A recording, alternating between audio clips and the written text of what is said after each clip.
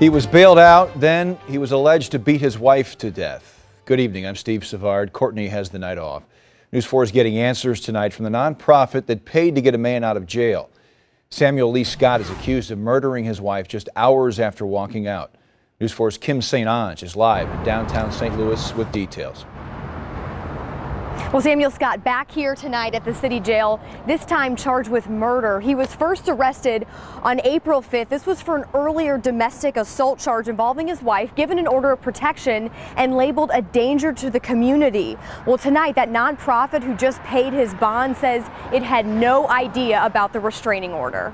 The $5,000 the Bail Project paid to get Samuel Scott out of prison April 9th is raising concerns about who the organization helps.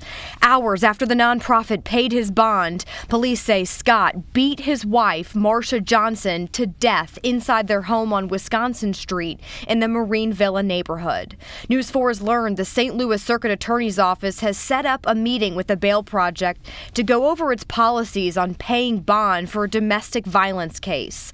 The Bail Project tells me it didn't know about the order of protection against Scott because it wasn't served until after he was released.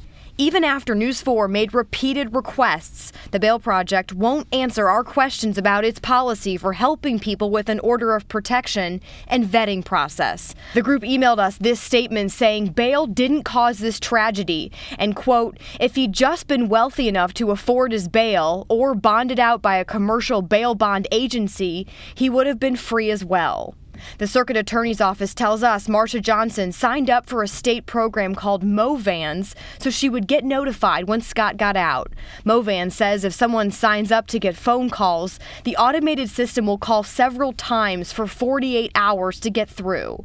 Tonight, it's still not clear if that message Scott bonded out ever got relayed to Johnson. And I stopped by two different addresses listed for the man who heads up this bail project here in St. Louis. No answer at either location. It's also important to note I actually stopped by the office tonight looking to chat with someone to get more answers. The door was locked. Live at the city jail, Kim St. Ange, News 4.